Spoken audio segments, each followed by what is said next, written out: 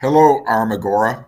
I'm Énthonì Barsamian, co-chair of the Armenian Assembly of America, and I'll be answering your questions during this live session of the Armagora polls and discussion platform. First, I've been asked to comment on the results of the recent poll regarding Armenia-Diaspora issues. So let's get started.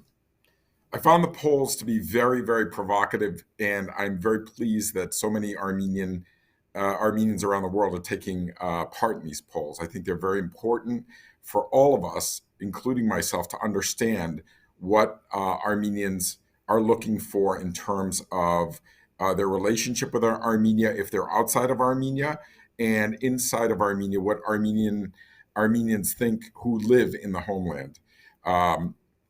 So the polls, as I see them in front of me, should Armenia abandon the international recognition of genocide? Overwhelmingly, no. I would agree with that 100%. I think that is exactly the stand, and I will poll, which I think has always been controversial, is how do Armenians outside of Armenia relate to Armenia in terms of the relationship? So let's get started. In my opinion, what is the most important aspect of Armenia-Diaspora relations at this point in time? Well, let me start with this. First, I've been traveling to Armenia for 40 years. So I first went to Armenia in 1997, probably before many of you were born. So I've had a perspective of 40 years of traveling to Armenia. I saw Armenia prior to independence. I've seen Armenia during the blockade, the Artsakh War, and during its development after the earthquake. And that shaped us all. That shaped our communities, that shaped us individually, that shaped our parents, and now that shapes our children. So we've seen Armenia both gain and lose in this process, and hopefully we will gain again. That being said, I think that perspective of what is important at this time are three things: security, prosperity, and then all the things in Armenia: education, values, faith. Those are all important things that come into play when we look at Armenia today. But certainly security leads that right now. After the recent Artsakh war, we have to look at our security as Armenians, and as Armenian Americans and Armenians around the world, we have to strengthen Armenia for the future. So I'm going to go on to the first question first poll question: should Armenia abandon the international recognition of genocide? Well, the Armenian Assembly founded the Armenian National Institute, which 50 years ago was put in place to recognize the Armenian genocide. So the Armenian Assembly will never abandon the international recognition of the Armenian genocide. That being said, the government of Armenia and the people of Armenia also will never abandon it, I'm sure. Turkey would love for Armenia to abandon the Armenian genocide recognition. It will never happen. And frankly, it won't happen for a multitude of reasons. One, it's now an international fact. So Armenia will not abandon something that is on the international stage. It isn't just Armenia asking and demanding for justice and recognition of the Armenian genocide. It's the international community who has now come to recognize the Armenian genocide. I worked very closely with the Biden administration and with Congress when they recognized the Armenian genocide. So our team, together with other Armenian organizations, all worked very hard over the last 50 years. And no one should take credit for recognition of Armenian genocide in the United States. It's really a collective effort. Those on the ground, all the organizations, all the individuals, many, many people played the role. But we were fortunate to provide the memo to the State Department, National Security, and to the administration that finally got the Armenian genocide fully and officially affirmed by the administration here in the United States. And I'm sure going forward, the administrations will again recognize the Armenian genocide. And we're looking forward to the current administration this coming April for their official affirmation of the Armenian genocide. In your opinion, to what extent does Armenia align its foreign policy with the diaspora? Well, that's always an interesting question. I mean, I feel as if we spend a lot of time thinking about who is Armenia, who are Armenians, who has representation. We should have shared values. Armenia is today at the freest point I have ever seen Armenia. So if we look back in 2024, when we look back in the future, we will probably say that Armenia is freer today than it's ever been. And what do I mean by that? I feel as if line on the tenets of freedom, democracy, freedom of expression, freedom of religion, all those things that we hold dear to our heart as Americans are also valued in Armenia. Freedom of education, freedom to express who you are when you want to express that. Those are things that I think generally in Armenia right now are at its high point. So I have to commend Armenia and Armenians for making sure to protect those liberties and those rights for Armenia. We in the diaspora, we in America, we in France, Russia, South America, those are important things that we value. And there are times that we can have an influence on those issues, but certainly we all strive for the freest, accessible Armenia for Armenians. So Armenians from the diaspora in America should be able to freely travel to Armenia as Armenians from other parts of the world, Russia, France, South America, Asia. That also is something right now I would say that Armenia has the luxury of having free borders where people come and go as they wish. Should the diaspora be represented in a National Assembly of the Republic of Armenia? I think that comes down to values. I believe, this is my personal belief, that even though it's quite high, the answer was yes. I believe you need to be a citizen of Armenia to be represented in Armenia. You need to be, if you're going to be a member of the assembly, you need to be an Armenian citizen. You need to fight for the country. You need to serve the country. I would not necessarily want somebody from Armenia to be a member of Congress in the United States if they didn't live here, if they didn't grow up here, if they didn't believe in the tenets of our country. Yes, Armenia is in a formative state right now, and it is growing. So at this moment in time, we're still finding our way. 30 years as a young nation.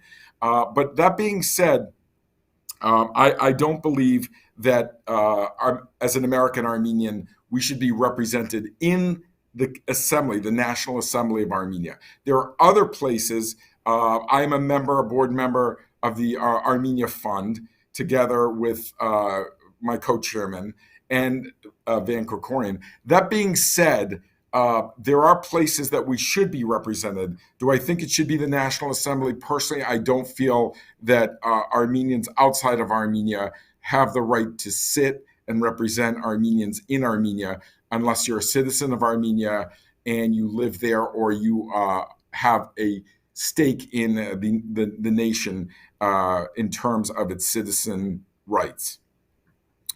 What are the Armenian Assembly of America's current position in light of the recent U.S. election? And how do you see these evolving over the next 4 years? Well, this is a good question. I've been around politics now in the United States and public service for about 40 years. So I've seen Republican administrations, Democratic administrations. I've seen people come and go in politics. And every time we go through one of these cycles, I wonder why Armenians seem to want to run to one side and then run back to the other side. I think it's a longer term game for us. Armenian Americans have been in this country for well over 100 years. My family was from Worcester, which is the first Armenian community in America. Our family founded the first church here in the Western Hemisphere in Worcester. So that being said, I feel like we are now driving the bus rather than a passenger on the bus. I think Armenian Americans are fully integrated and have a voice in advocacy and in leadership here in America, and that has changed. The people I know in political life are my friends. We've had longstanding relationships. I could easily go to Washington and have a role in Washington, but I choose to work as an attorney and as an advocate, as co-chairman of the Armenian Assembly. And that being said, the Armenian Assembly is strictly nonpartisan. We don't take sides in a presidential election or a congressional election. We stay out of that, but we build relationships before, during, and after. So we try to educate the members of Congress and those in the administration, and we work with them. So the priorities, as I see it, again, security leads that number one. I think the security of Armenia for us is the number one issue, obviously prosperity, and then all the things that come along with prosperity, right to education, freedom to come and go. And that would be probably the most evident sign that Armenia is prospering. When people come and go to Armenia, they live there, they leave the country, they have the right to start companies in Armenia and then build them outside of Armenia, as we do in the United States, and then invest back into Armenia. So those things are important. How will the Trump election affect Armenia's security? Could the Republicans completely disengage from our region? I don't believe so. The Republicans stand very heavily on freedom, rights of people, especially of Christians, and they build partnerships. I believe that this administration, like the previous administrations, will build on the relationship. Armenia is a free democratic country. And I think that freedom and the fact that it is a struggling country that is struggling for its rights as Christians has an appeal to the United States, certainly has an appeal to Christians in the United States, which has gone way up since the Artsakh War. Let's be honest. Artsakh faced ethnic cleansing and genocide. And this is why we will never abandon genocide recognition, because there is always a threat, and it just happened in 2020 again, and we see the results in 2023, that if we are not on guard, if Armenia is not strong and secure and has a military that can fight and has partners around the world like the United States, Armenian lives are at jeopardy. I think that is very appealing to this administration, and I don't believe that they will abandon that. Also, the State Department and the National Security Council are less likely to change policy based on the president. So whether it is the Biden administration or the Trump administration, the State Department has a policy. What people don't understand, it wasn't just the president's decision to recognize the Armenian genocide. It was the entire administration. All the cabinet members had a vote on that. The liner book at the State Department has been changed so that now it's an official policy of the United States to recognize the Armenian genocide. So even when it comes to foreign policy, there are procedures that take place that the State Department, National Security, all the agencies in the United States follow as it relates to foreign policy. So these are not quickly changed on one person's whim. And I believe that President Trump has the best interest at heart for freedom-loving Christian Armenians, and I believe he'll do the right thing, just as President Biden believe that Armenia, as an emerging democracy in a region where there are dictators, will also has been doing the right thing as much as possible, with obviously some faults on every administration. The United States looks after its own interests, and in doing so, we have to work harder to make sure that Armenia is on the agenda and that it's a priority for the administration. Have you worked with the Trump administration? Do you have access to the inner circle? Will you be able to advance Armenian interests under a Republican administration? Yes, we, the Armenian Assembly of America, have relations both with Republicans and with Democrats, and this administration has members that we know.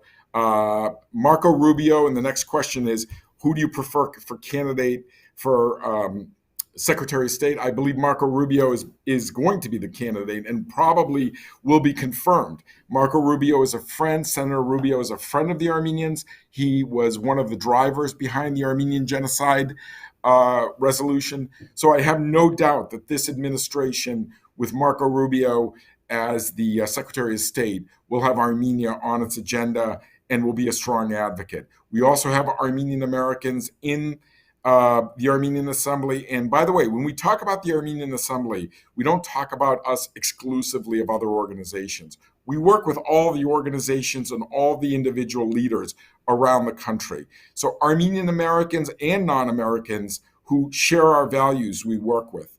That being said, we have a very strong constituency base in Florida. Marco Rubio is from Florida, and we have people, including Assembly leadership and staff, our Executive Director, Brian Arduni, and others who know Marco Rubio. So I don't see that to be a problem, and we will work with the leadership. We always have worked with the National Security Council, which sets a lot of policy together with the State Department.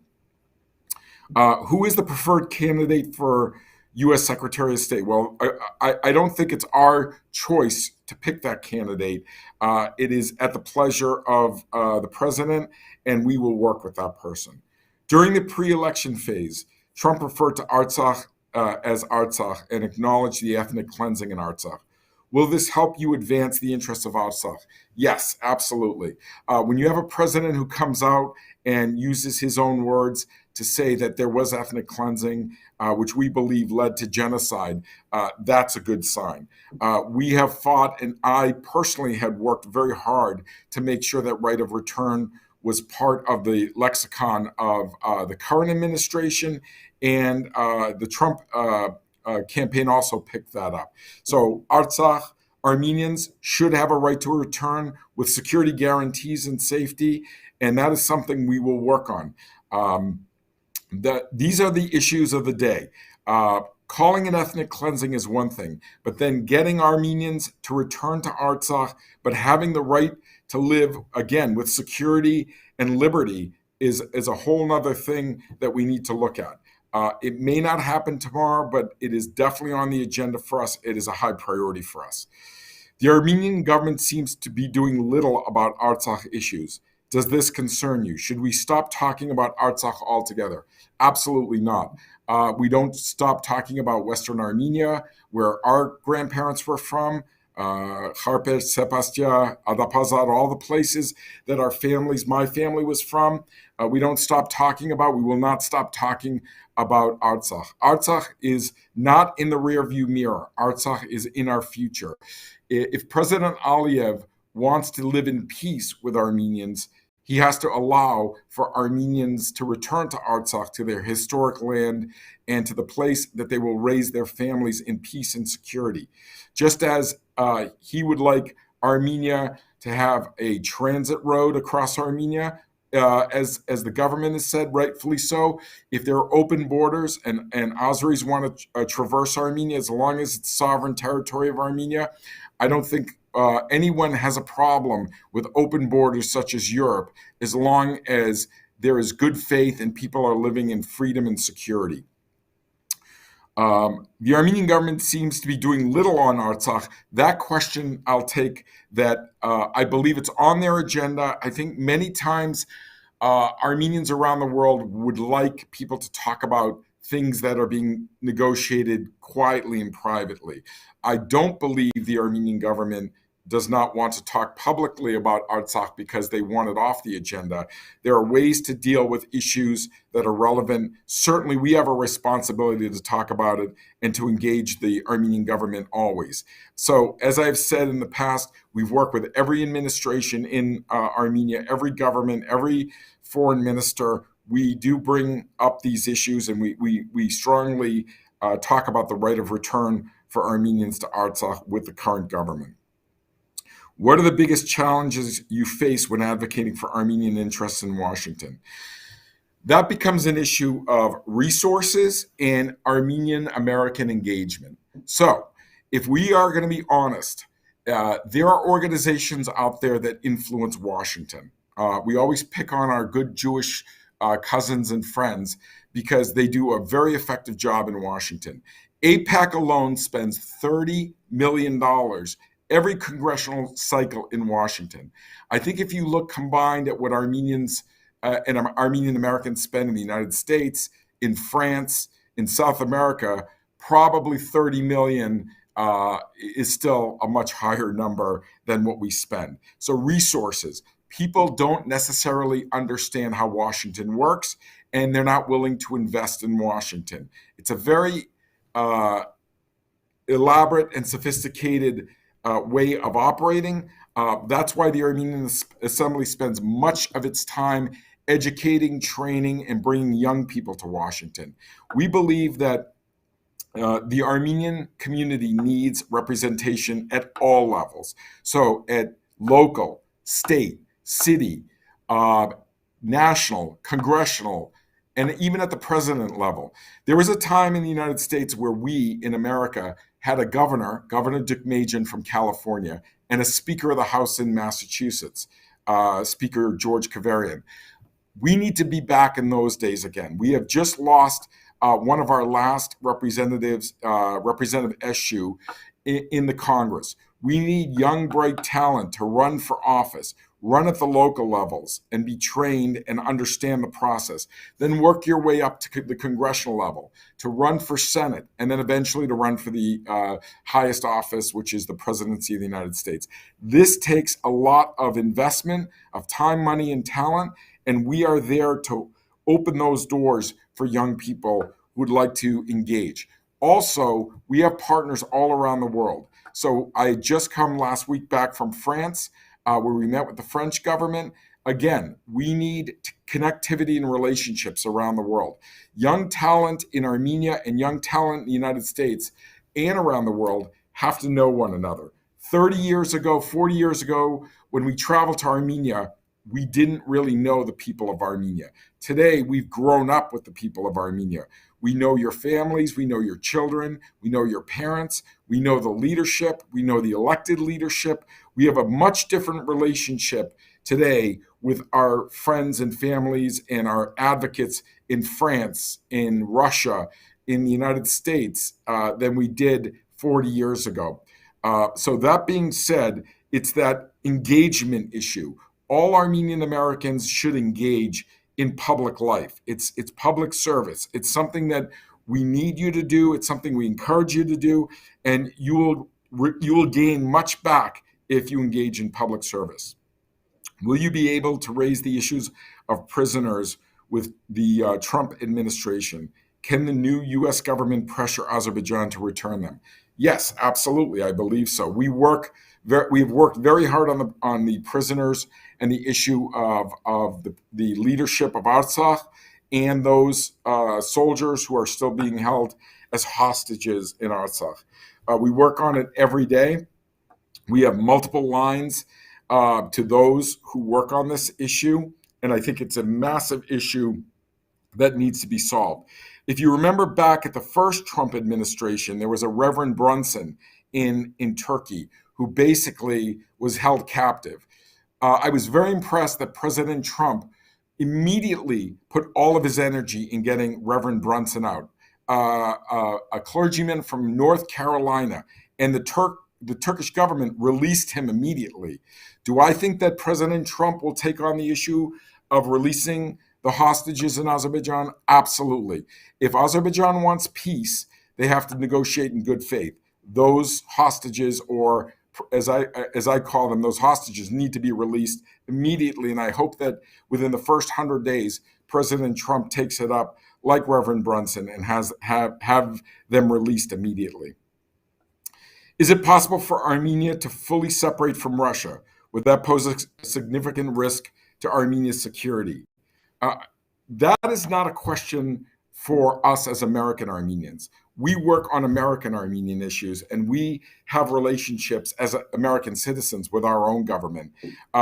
Do I think that engaging from Russia is a good thing for Armenia? Probably, and absolutely not. Armenia needs to engage with all of its neighbors, all of its partners. Russia is a partner of Armenia. The Armenian government and those who work in Russia, who are Russian citizens, Armenians who are Russians, have to also work with the Russian government and build relations with Armenia. They know, and they have a calculation on how to do that. I have a calculation, and I know how to work with the U.S. government. That's my role. So when I travel to Russia, I don't necessarily tell Russian Armenians what they should do. They're going to advise me on what is the best course of action for their relationship with the Russian government. Again, I think the same thing holds true for Armenia. Armenia has its own unique relationship with Russia. It knows how to gauge that relationship. It has partners in Russia. It has Russian Armenians that probably advise, including the ambassador, on those issues. So no, I think that full engagement with Russia, full engagement with Iran, full engagement with Azerbaijan and Georgia and Turkey, all of those are essential to foreign policy and to diplomacy. So how Armenia engages with those may be different than the Armenian Assembly. Our trajectory is U.S.-Armenia relations, and our partners like France and other countries who we work with, UK, Great Britain, and others that we work directly with to assist Armenia in the future. Can the U.S. provide security guarantees to Armenia and help curb Turkish Azerbaijani aggression? Yes. I think the U.S. should supply weapons immediately to Armenia. I don't think it's beyond the realm that Armenia engage technically with Armenia. Armenia should be a place where Russians engage, Iranians engage, Europeans engage, and certainly Americans. So America has their own foreign policy objectives, and I believe that the United States believes that Armenia is a good partner. Therefore, it should defend Armenia as much as possible, much like it defends other countries around the world that are under threat. Armenia has international borders. Azeris have crossed over that border, and Azerbaijanis need to leave Armenian land, and those border demarcations need to be clear so that the United States can say that these international borders shall be protected. Since World War II, we've seen that borders should not be violated, and that's why right now Ukraine is fighting Russia, because they've come across the border. Ukraine has their own interests, Russia has their own interests, but they need to live in peace, much like Azerbaijan and Armenia need to live in peace. But in order to do so, you need delineated borders, you need people who protect the border and monitor the border, and also back us up. So do I think Armenia should have the U.S. support? 100%. What is the main focus of your work, given the loss of Artsakh and the Armenian government rejection of the issue? It's really security. I don't believe that Armenia has really rejected Artsakh. I think that is a different way of going forward. I think right now the Armenian American community and the Armenian Assembly is fully engaged in strengthening the security of Armenia. And as it relates to Artsakh, we believe in right of return, period. Also, we believe that in order for Azerbaijan to live in peace with Armenia, there needs to be a de-escalation, both militarily on the border and also in its rhetoric. And that is one thing that I think we used to rattle the Azeris when we'd say we are going to march to Baku, not us as American Armenians, but Artsakhi's and Armenians in Armenia. Now they're trying to rattle our cage by saying that they're going to take southern Armenia. It will never happen. And for a multitude of reasons, it won't happen. And for a multitude of reasons, we have to stop it from happening at all costs. That's the highest priority. Protect Armenia, right of return for Artsakh Armenians, period. What action did you take to raise the issue of prisoners of war at COP29? Very good question. And thank you for that one. Listen, we've worked very closely with our congressional delegation that went to COP. I am from Massachusetts, and I am a close personal friend of Senator Markey, and I'm also a very close friend of Frank Pallone, who leads the Armenian caucus. We formulated them when they were going to Azerbaijan. Frankly, I was one of the only ones who was advising that it was dangerous for both Senator Markey and for Congressman Pallone to go to Armenia, and it was. And everyone said, no, they should go. And I said, this is not a free country. This is run by a dictatorship.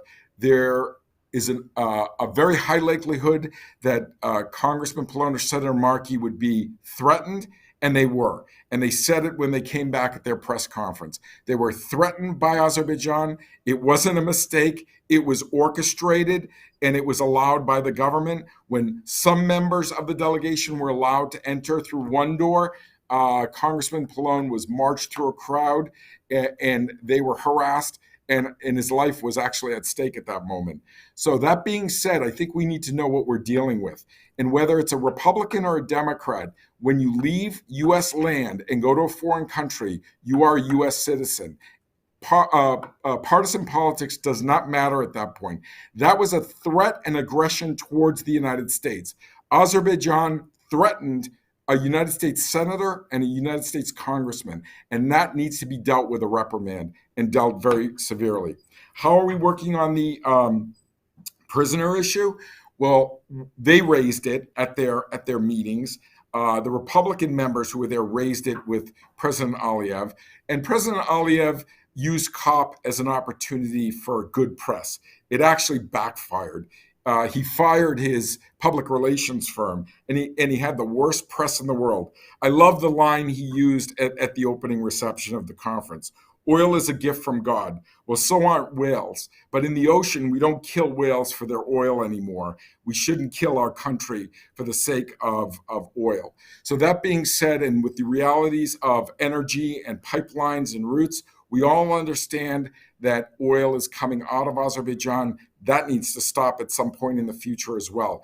And having a dictator who basically holds hostages of a neighboring country for no other reason rather than they are from Artsakh, let's be honest, at some point they're going to need to deal with these hostages and these prisoners, because those are the people who will negotiate the right of return of Artsaksis back to Artsakh.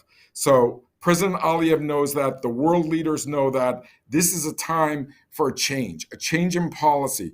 Also, Armenians being a minority, a Christian minority in Artsakh, they have been ethnically cleansed. I will call on the Trump administration not to take lightly the fact that Christians and the rights of Christians in these countries are being eroded.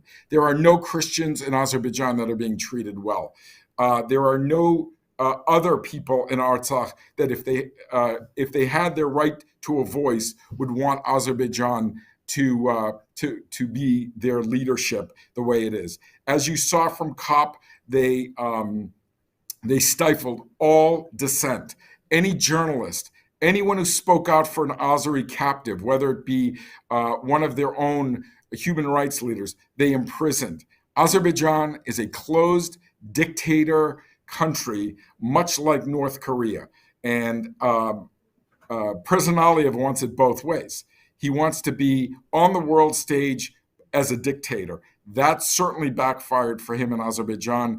The people who went to COP were basically left as soon as they could, from what I'm hearing, and it was not an environment that you wanted to be in terms of freedom for those who want to go there to express their views on climate, on energy, on all the issues that should come up at a UN climate summit. Finally, the prisoners. We talk to the prisoners on a regular basis, not directly, but through intermediaries. So we understand exactly what's happening. We feel they're being tortured at times, and that's something we have to bring to the Trump administration, that we will not allow for prisoners to be held without due process, and they should be released immediately. We do call on the president and the administration to take that up immediately. With the recent loss in Artsakh, how do you envision Armenia's path forward? And what role does the Assembly play in crafting a vision for Armenia's future? Again, the Armenian Assembly will work with Armenia. We are not at the forefront of setting policy. It's something that Armenia sets their policy, and the Armenian Assembly, being fully independent, U.S. organization, will set its own policy. The Armenian Assembly is the most unique organization as it relates to advocacy in the United States. It doesn't take direction from anyone. I always am asked, how do you relate with the ANCA? Very good organization, but basically the ANCA is a part of the Armenian Revolutionary Federation, and therefore it takes direction from a political organization that is based in Armenia and internationally. The Armenian Assembly is purely an American-Armenian organization.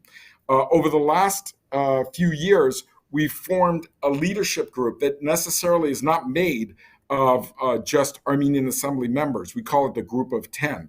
And people like Mark Barsamian, who is the president of High Corporation, somebody like Nora Hovsepian, who has served in the ranks of the ANCA, people like Carolyn Mugar, who founded the Armenian Tree Project and is president of the Armenian Assembly. I could go through the list, but these are the 10 top leaders in the United States who have spent years and years working on Armenian American policy. We brought them to talk to the U.S. administration and will continue to do so at that level. So the Armenian Assembly just doesn't take from its own ranks and speak to Washington with its own ranks. We speak with people from the AGBU and from the AMAA and from all these other organizations that play a vital role in U.S. policy. And so that being said, the people that come to the table, James Tufankian and Eric Hagopian is another name that comes to mind. We work with all these people in many, many different realms. Énthonì Kasparian is another name that comes to mind. So there are many people we talk to, we work with. And then there's those in Armenia, former foreign ministers, current foreign minister and staff. We have friends in the administration that have served the administration of Armenia, the same in the United States. We talk very regularly to Ambassador Djeredjian, who has served 8 U.S. presidents. I personally speak to him at least a few times a month. That is what the Armenian Assembly does. It talks to those who influence policy, who have influenced policy, and give good direction on issues as it relates to U.S.-Armenia relations. Just last week, we went to France with Dr. Nubar Fan, Carolyn Mugar, Brian Ardouni, myself. We had a French meeting with a French delegation, and we had an amazing interaction with both the foreign ministry and with members of cabinet. Last April, we brought Astrid Panosyan, a parliamentarian, to Washington for April 24th. We hosted her. Now she is Secretary of Labor, or she's the Minister of Labor, appointed by the French president. That's what the Armenian Assembly does. We build relationships all over the world. We host people in Washington, and we have those kind of relations all around the globe, and that's something that we will strengthen over time. How has the Armenian Assembly, Armenian American community's perspective on Armenia evolved over the years, especially after the recent conflicts? Do you observe any shift in priorities or engagements with the diaspora? I don't. I really feel like we as Armenian Americans need to stand up and dust ourselves off. 30 years ago, Armenia won the war, and Artsakh was free. Artsakhi's lived better. The world was better off for having a democratic Artsakh. We have to dust ourselves off and get ready for another fight. And Armenia needs to be unique in the sense that it has to stand on its own. It does need partners. The United States should be a valued and trusted partner, but Armenia needs to fight for itself. It has to have the right technical support, weaponry, and know-how, but also have to have the will to fight. Men and women need to enlist in the military. They need to be paid well. There needs to be education provided for them, where the best education in the world for Armenians should be through the Armenian military, and then they'll get up and fight for their country. That's something that we believe in. I think there's no argument in the entire world, Armenian world, that Armenia has to stand on its own and fight for itself. Once Armenia can do that, its partners will aid them, support them, supply weaponry, supply technical know-how. But that is a calculation that each country will make. I believe the United States will land in the right place and support that. As diasporans, look, we've spent 40 years working with Armenia. Our children go to Armenia. My children, one worked for Politico in Washington. My daughter is now in law school. My son is studying international human rights in Jerusalem. That being said, we set the tone.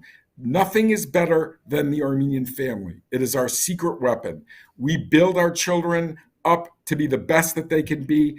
Armenia builds their children to be the best they can be. We give them all the right values. Armenia is not a transactional country. It's a value-driven country.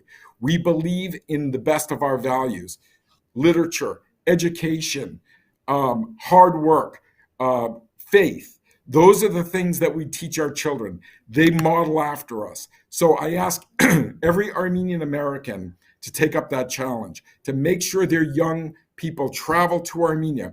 The way through to being Armenian is to go to Armenia. That's why the Armenian Assembly has an internship program in Armenia. And because of our resources, it's small, but it needs to grow. And we work with Birthright Armenia. We work with other groups in Armenia that send young people to Armenia. Those are the things that are priorities, hugely important as Armenian Americans, is that we're interconnected. And that relationship building takes time. But we have now built those connections. We've built those relationships. We have with the United States, with Armenians here. I can call Armenians now in Kentucky. There are Armenians all over the United States. I spent the election cycle talking to voters, not just Armenians, in Michigan. So I was in Michigan. I went to an Armenian polling station at St. John's Armenian Church. Yes, Americans vote at an Armenian church in Michigan. That tells you how far we've come as a community. We actually help and aid the election process in the United States. In Massachusetts, we have huge depth of Armenians. In California, it goes beyond saying. The Armenians are a force. Our next congressman or woman should come out of California, and it should be the next election cycle. And that's something we should work for. So we should look to see who are the young talent, whether they've immigrated from Armenia and are now U.S. citizens, or if they've been brought up in the United States. They should participate in public service and run for office. Vivek Ramaswamy, Tulsi Gabbard, and Robert Kennedy are expected to hold prominent positions in the new administration. They are known as pro-Armenian politicians, I would say public servants. Do you see any opportunity to work with them? Well, actually have a personal relationship and a few there.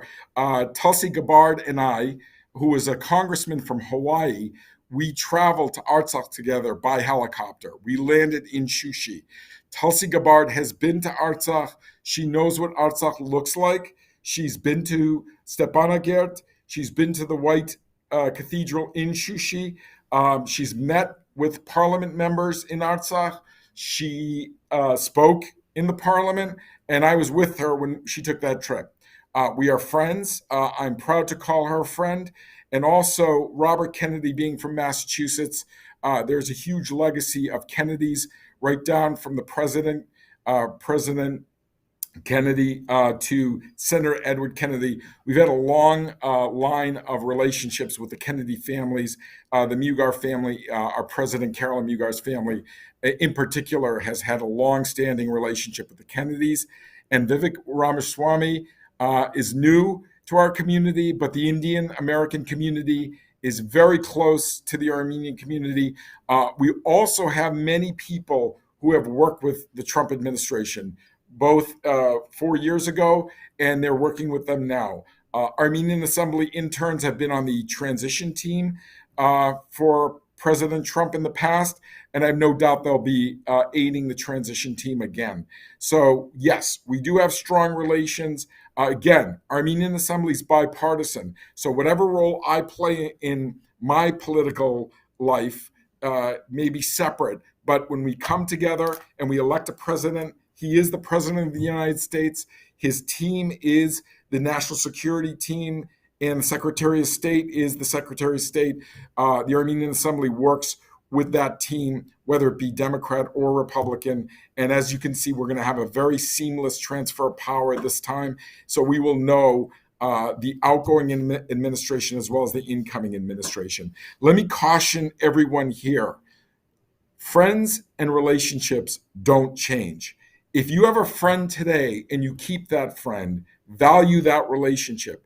Don't switch teams. What am I saying by that? If Tulsi Gabbard is my friend, she's my friend. If I'm a Democrat, the Democrats will understand that. If I'm a Republican and I have a friend like Vivek Ramaswamy and he is a personal friend, the Republicans will value that. But never turn your back on a friend. That is the one thing we've learned in politics, is changing sides or abandoning your friends will have a much higher consequence in the United States political system, as it probably does around the world. So I would say that we have always kept a very high bar of relationships. I believe that if you polled anyone in the United States who understands Armenian American issues, they would say the Armenian Assembly is a trusted organization, and the individuals have a high value for being the people who Washington goes to talk to. We don't yell and scream. We don't pound the table. We give them our honest assessment. We do disagree with them often, but we tell them respectfully why we disagree with them. We have a high level of respect from both sides of the aisle, from the administration right down to each agency, and we have access, which is the most important thing. We would like to make sure that Armenians around the world have access to their parliaments, to their governments, to their presidents, but that's a long, long process. It doesn't happen overnight, and I would expect and advise you to be patient, work the relationships, but do get involved in public service. Can you please explain how the Armenian Assembly of America is different from other Armenian American groups? AGBU, ANCA, AMAA, the churches. What are your main goals? Well, let's start at the beginning. First of all, when your family's been in the United States for 100 years, you probably have every persuasion in your family. So we have political party members from all three diasporan political parties in our family. We have Lusa Vorchagan, Protestant and Catholic Armenians in our family. We have all the organizations mentioned. We have relatives that have served in all those organizations. So the idea of the Armenian Assembly was a vision of the Big Tent organization. We wanted to be the gathering place for everyone. That's why we have the group of 10 leaders. They are not necessarily Armenian Assembly members. They come from all organizations, but they've been identified as real leaders in America. They are not necessarily just from our ranks. And when we meet with Washington, we invite everybody to meet with Washington. We met with Samantha Power, who we know very well, who is the USAID director. People have a very mixed feeling of whether she was pro-Armenia, anti-Armenian, did enough, didn't do enough. We brought every Armenian organization to meet with her, including the ANCA organizations that meet with her, AGBU, AMAA, all the affiliates that do aid work in Armenia. The ARS, which I believe is under the ARF umbrella, is the organization that we did bring to that meeting, and AMAA, which is a strong aid organization. So when we have a meeting, we bring together the right parties. We bring together those who are actually providing assistance to Armenia. We work very closely with the Fund for Armenia Relief, and we work with other dioceses that use the church humanitarian organizations to work in Armenia, and many of their leadership are our leadership. So we encourage all the organizations to come and serve on our board. So we have had people from all these organizations, right down from the top leadership of every Armenian organization have served in the Armenian Assembly leadership. That being said, we are an open organization. Everybody is welcome to join for as little as $100, or you could just serve, or you can join our internship program. Our internship program is the longest standing internship program in Washington. It's been around for almost 50 years now, and we've had over 1,500 interns serving congressional offices and on the Hill, at the national security apparatuses, at the Institute for Health, the NIH. So we have placed people who have come back and said to us, but for that internship, I never would have taken the path that I've taken. Mark Hoblamazian is an Armenian Assembly intern. Judge Willahojan, who is the highest ranking judge in the United States on the Supreme Court of Massachusetts, was an Armenian Assembly intern. I could go on and on. There are so many names. People who have served in the ranks of all those nonprofit organizations. Many of them have served as interns in the Armenian Assembly. So we're very proud of that. We're very proud of who we are. We're also very open. We meet with all the leadership in Armenia. We meet with all the opposition in Armenia. I met with past presidents and the current prime minister when I'm in Armenia. We tell the current prime minister that we met with past presidents. There are no secrets in the Armenian Assembly, and we are respected by the current government because they know we're dealing in good faith. The other thing we have as a tenet, we do not interfere in internal politics in Armenia, and we tell the Armenian government don't interfere in what we do here in the United States. Therefore, we don't go to Armenia during an election cycle and interfere in their elections. After the election, we'll meet with the candidates that won, and we'll meet with the opposition candidates. Same thing in America. When we have an election, we'll tell them what's happening in America, but we ask that the government, that individuals in Armenia who are not U.S. citizens, not interfere with. That should carry on to 501c3 nonprofit organizations. Organizations here in the United States should not interfere into politics in Armenia. We're there to serve Armenia as best as we can, to be there as a resource for Armenia, as a partner for Armenia, but not interfering in what their path to success is. As I conclude here, the last question is a very good question. You have received a call from Énthonì Barsamian from 2041. What would you ask him? That's a great question, because in 2041, what I would like to see and what I want to make sure that we did well is we trained and prepared advocates all over the globe.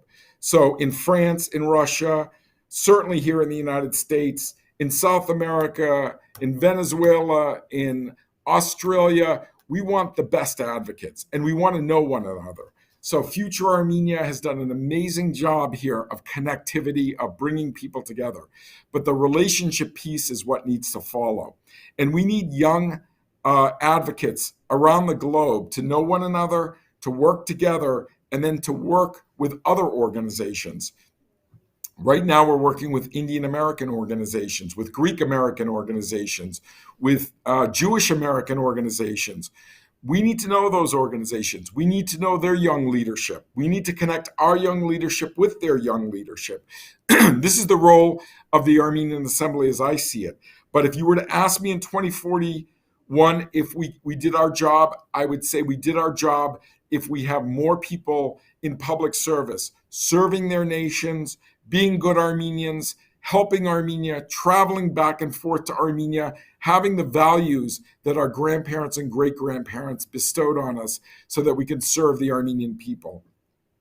And of course, for me, super important is to respect the legacy of our people, our history, those who fought for America and Armenia together.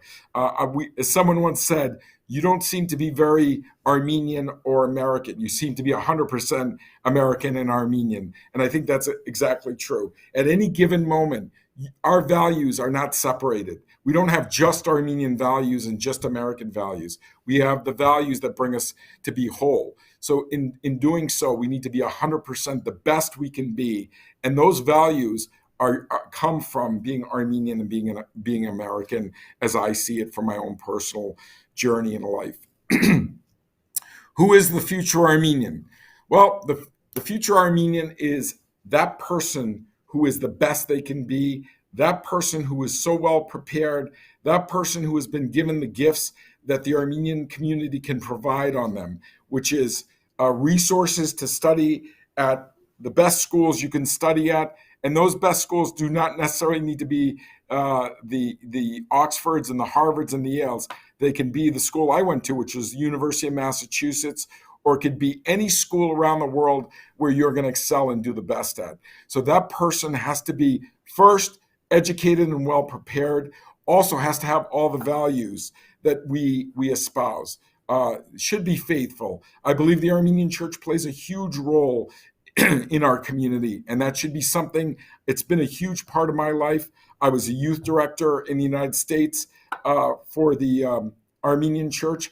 I think the church is an integral part of being Armenian. You can't say Armenian nation without saying Armenian church. And also in Armenia, I have seen better, brighter, more committed, tenacious talent that I've seen anywhere else. So when you see Armenians from Armenia, the first thing we do is we connect them with young Armenian Americans. Both parties, both individuals will gain from that relationship. Here in Massachusetts, we have our first Harvard law student, first-year Harvard law student from the American nursing at the American University of Armenia, and I cannot believe the quality and the talent that comes out of Armenia. So AUA and other schools, Yerevan State should be the best institution. The military should be the best it could be. Teaching, educating young men and women, not just about military tactical strategy, but also about whatever technical or educational field that they choose. And it should be paid for. And hopefully it should be paid for by Armenians around the world to have the best fighting force in Armenia. So that being said, I'll conclude by saying the future Armenian is somebody who values what it is to be Armenian 100% and values the relationships that you can build around the world.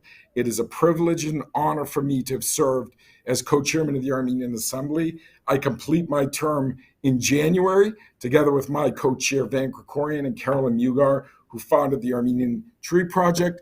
And I appreciate this time. Keep doing what you're doing. It's vitally important to the future of Armenia. Thank you.